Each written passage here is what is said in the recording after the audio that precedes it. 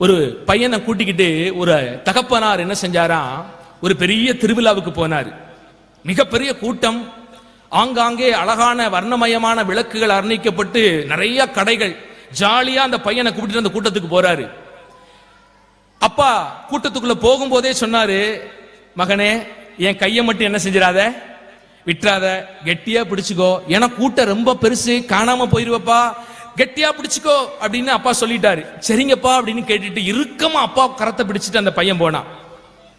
இடையில ஒரு பலூன் வியாபாரி வந்தார்.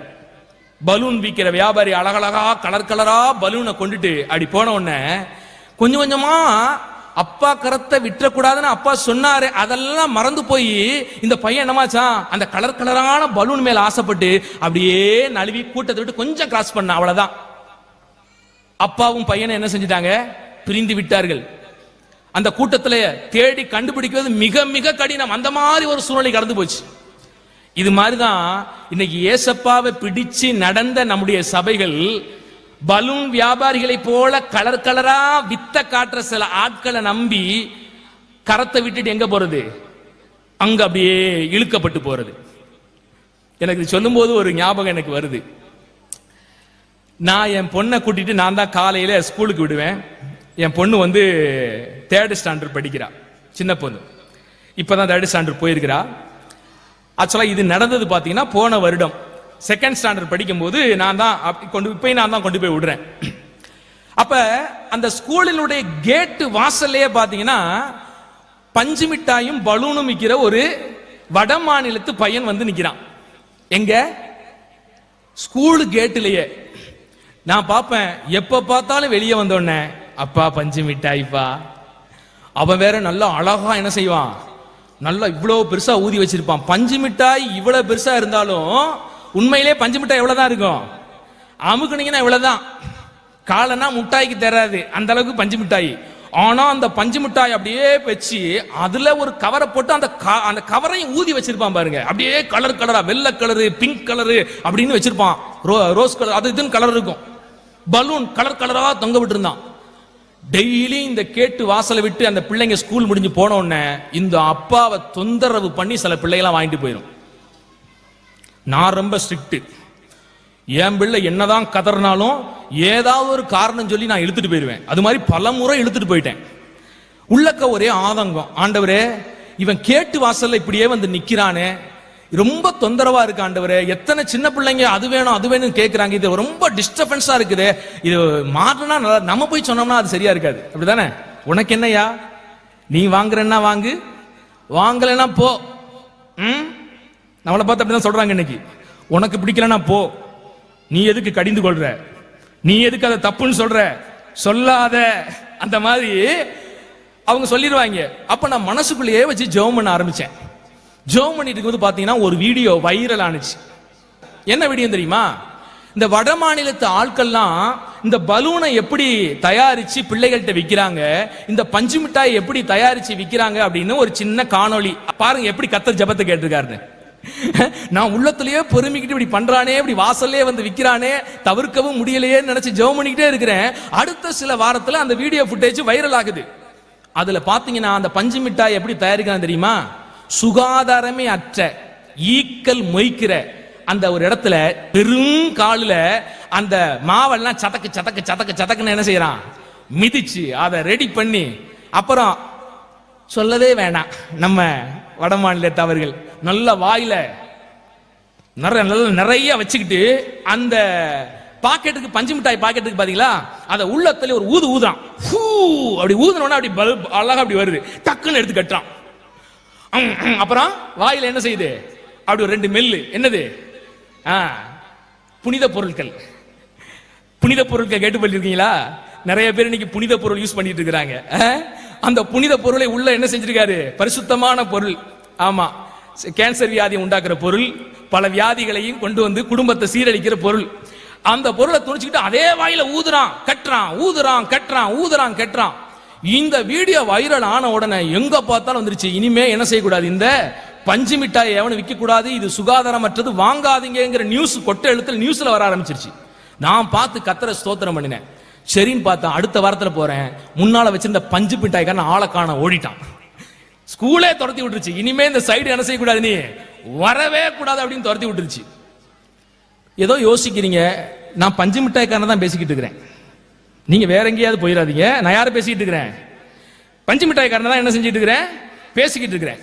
இன்னைக்கும் ஆரோக்கியமற்ற உபதேசங்களை கலர் கலரா டிசைனா நம்ம ஏமாத்தும்படி, சின்ன பிள்ளைகளுக்கு மிட்டாய் கொடுத்து ஏமாத்துற மாதிரி, இன்னைக்கு காலங்காலமா கத்தருக்காக வைராக்கியமா இருந்த குடும்பங்களை கூட பிசாசு என்ன செய்யறான், கலர் கலரை வச்சு ஏமாத்துறான். என்ன ஊதுறான்னா என்ன ஊதுறான், பூ ஊதி கட்டின மாதிரி. இன்னைக்கு எங்க பார்த்தாலும் பூ ஊதுற, எதை போட்டுட்டு ஊதுறான் தெரியல, அது என்ன ஆவினே தெரியல. 1 யோவானின் புத்தகம் 4ஆம் அதிகாரம் 1ஆம் வசனத்தில் வாசிக்கிறோம்ல, எல்லா ஆவிகளையும் நீங்கள் நம்பாமல் அந்த ஆவிகள் தேவனால் உண்டாயிருக்கிறதா என்று சோதித்து பாருங்கள். திருச்சபையை நீ சோதித்து பார்க்கறீங்க. ஊதுறானே வந்து, அந்த ஊதுற ஆவி என்ன ஆவின்னு கொஞ்சமாவது யோசிச்சு பாத்தீங்களா? அந்த ஆவி வேதத்தின் அடிப்படையில் இருக்கிறதா என்பதை யோசிச்சு பாத்தீங்களா?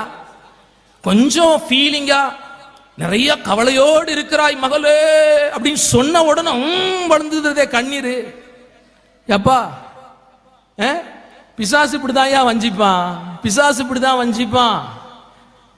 நான் கேட்கிறேன், சிலர்லாம் வந்து சொல்லுவாங்கல்ல நம்ம கிட்ட, அந்த பலூன் ஏவாரி அந்த பஞ்சு மிட்டாய் வித்த மாதிரி கலர் கலரா ரீல் விடுவாங்க. வந்து பாரம்பரியமா கிறிஸ்தவர்களா இருப்போம், தலைமுறையாக தேவனுக்காக வாழ்ந்த சந்ததியா இருப்போம்.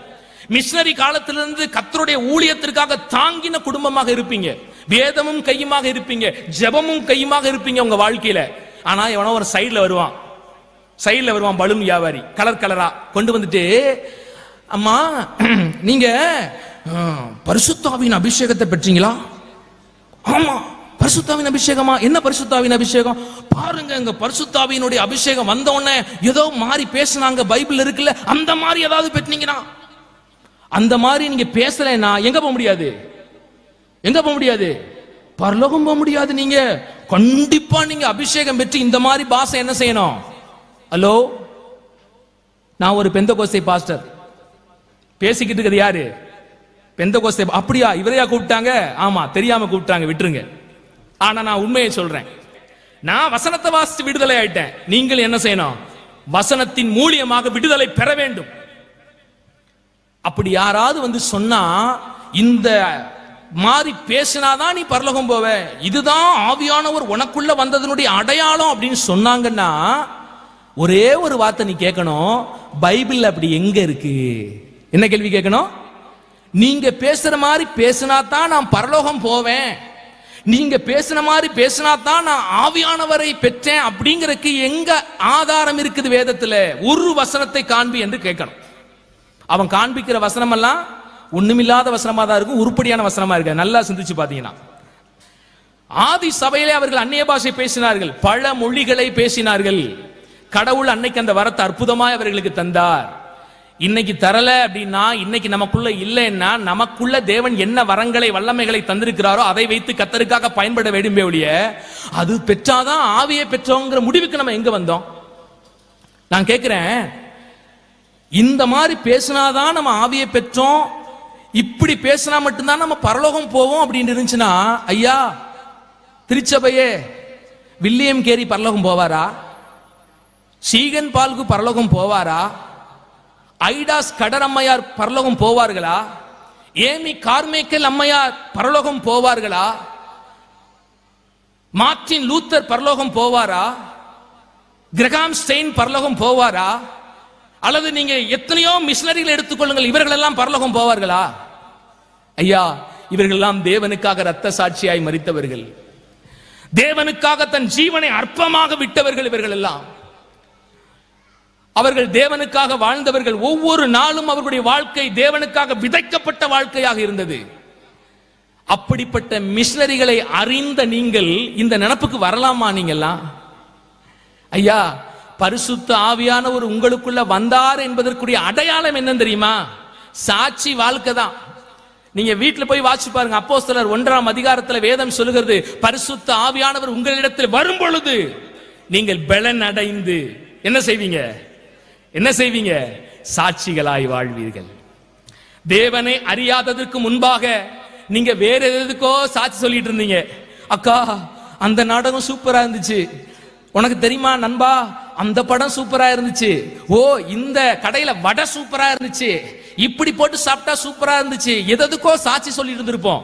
ஆனா எப்போது பரிசுத்த ஆவியானவர் நமக்குள்ள வந்தாரோ அப்ப யாருக்கு சாட்சியா மாறுறோம்? இயேசுவுக்கு சாட்சியா நம்ம மாறுகிறோம்.